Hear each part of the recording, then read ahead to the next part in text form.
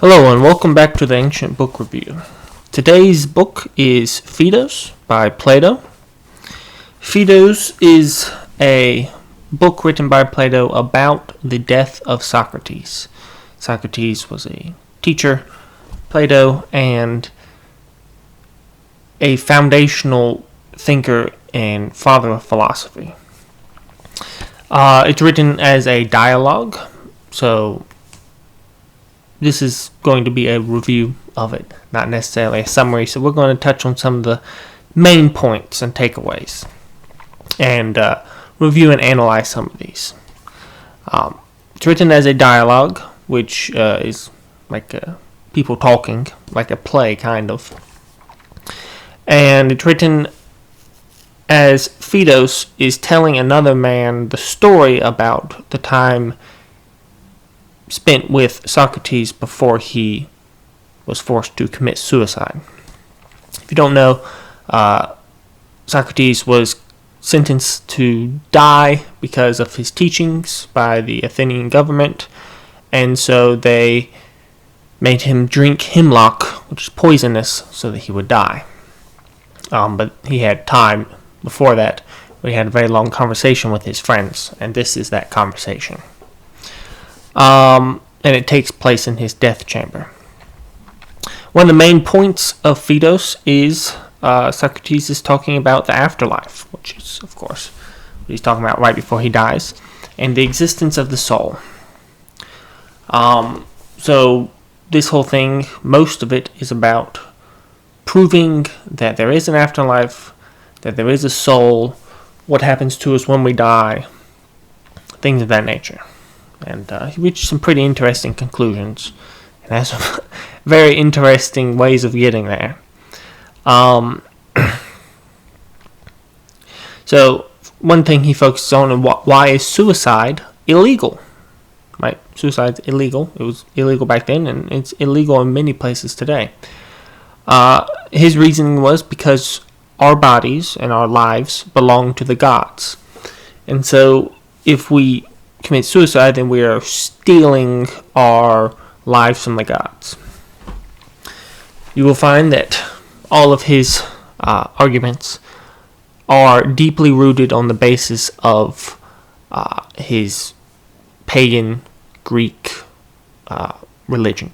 So it's based on a belief in the gods and also a belief of the forms, which is abstract reality where everything is perfect and the real world is just a shadow of the perfect world. That's basically Socrates' main thoughts. And so that is a basis of his argument, is his pagan religion and his idea of the forms. And if you don't know more about that, you should learn more about that also. That's a very interesting topic, although one that I do not hold to. So the gods are the ones that are supposed to summon us to our deaths, not ourselves. Another thing he talks about is that we should not care for pleasure, because pleasure itself is just a bodily function, and philosophy and the mind and the soul is the real us, and so focusing on our bodily pleasures does us no good, specifically in the long term. He believed in absolute justice, absolute beauty. He believed these things in the forms existed. So an absolute triangle, an absolute circle, the very best version. So he believed that justice, beauty, these things were actual things that certain things in the real world mimicked the absolute versions of those.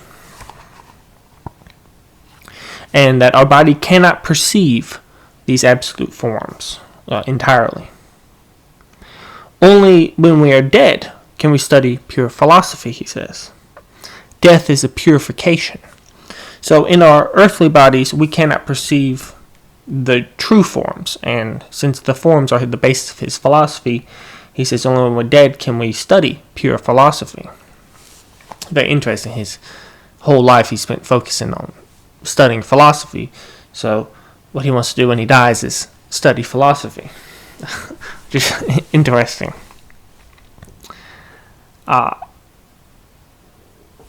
So another main point that he focuses on is reincarnation. A lot of Socrates' beliefs are mirrored in Hinduism.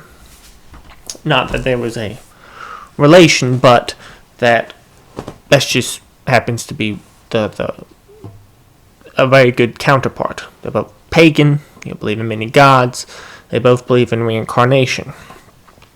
And his argument for reincarnation is that the soul is eternal, and that we come into the world knowing about the perfect forms of the perfect form world. And so therefore, knowing that, we are able to notice those in things in our daily lives. We know the perfect beauty from before we were born, so that when we see it poorly reflected in like a flower, we recognize the perfect beauty, right? So his argument is that because the soul is immortal, and we'll get to why he believes that later, he says because the soul is immortal, and we come to this world pre-downloaded with the ideas of the perfect everything, beauty, justice, circle, coat, everything. That means that we must have lived in the forms before. And his also a very weird basis of all his arguments is the opposites.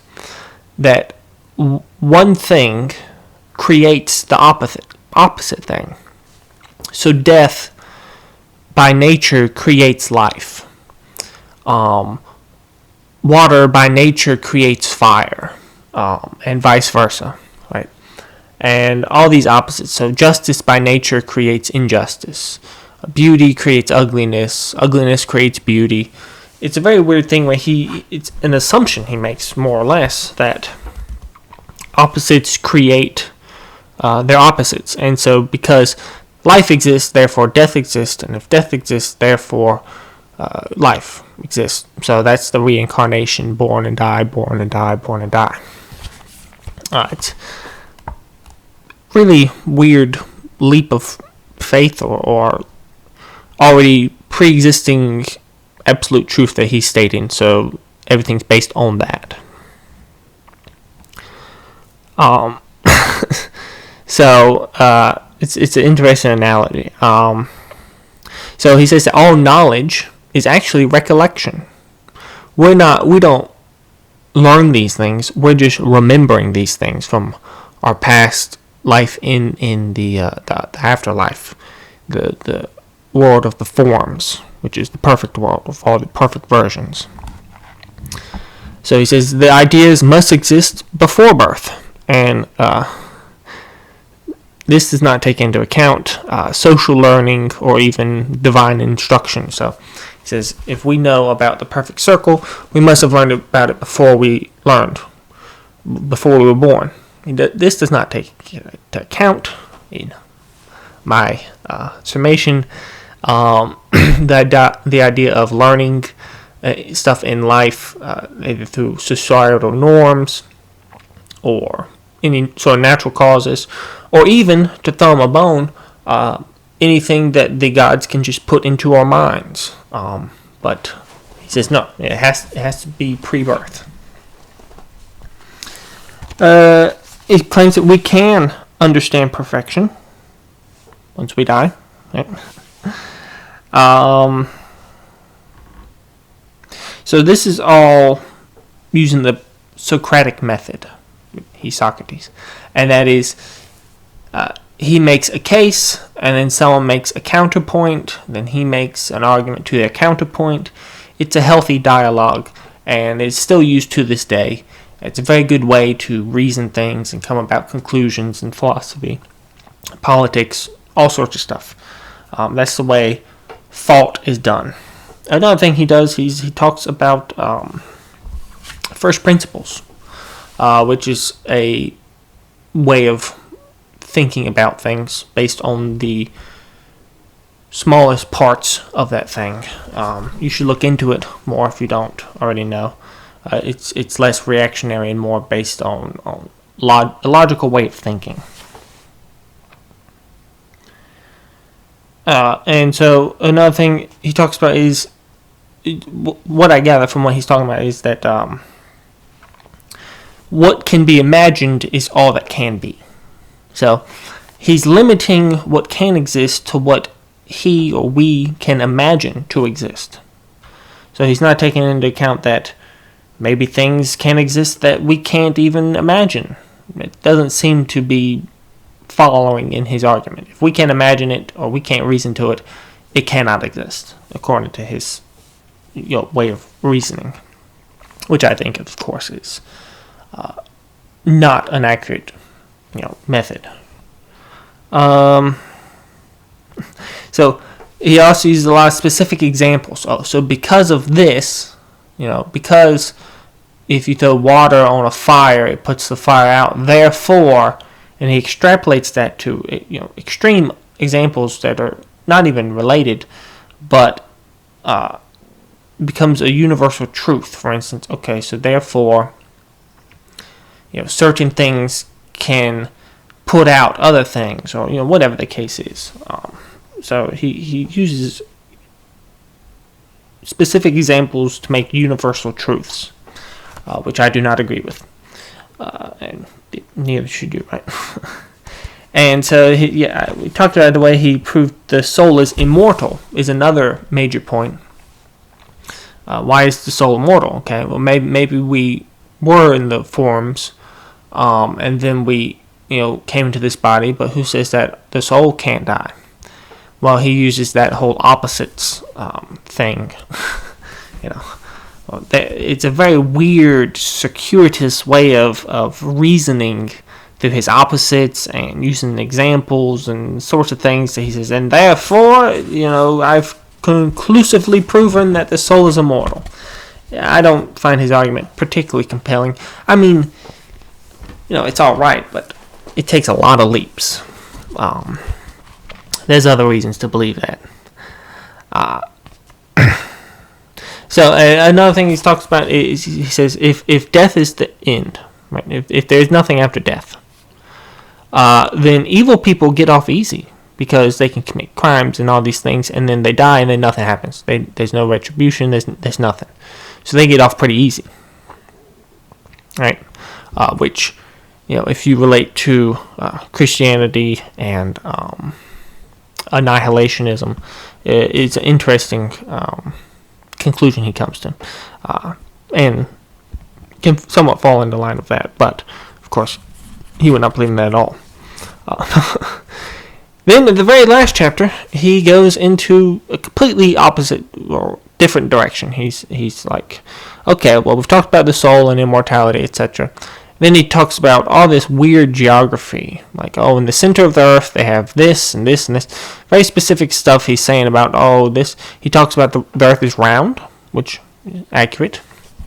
And he talks about that he believes the earth is very, very, very large. Larger than what we think it is. And that is also accurate, according to ancient Greek beliefs. So those two he is right on, but he's talking about cities in the center of the earth and the ether and and this river here, and they're things that don't exist. He's talking about faraway lands and describing them. And then he talks about the afterlife, his mansions, which is a very weird parallel to the Bible. And so he goes in that, and then he drinks his poison and he dies. And that is Phaedo. It's interesting read. It's not super, super long. The audiobook for it on LibriVox is very well spoken. Good narration, and it's only 4.5 hours long. And it's a foundational work of philosophy. So if you're serious about studying philosophy or something of that nature, it's Plato. So, it's about as foundational as it gets. So if you're into that sort of thing, then definitely read it. But most of his conclusions and everything have been long disproven. But it is interesting to read the Socratic method, the way that he's going about this. People saying in a conversation, they make a point, then he makes a counterpoint and stuff of that nature. It's very interesting and a good way to practice learning about things, or debate, or stuff of that nature. Phaedo says, as many historical books, is a little outdated, but an interesting read nonetheless.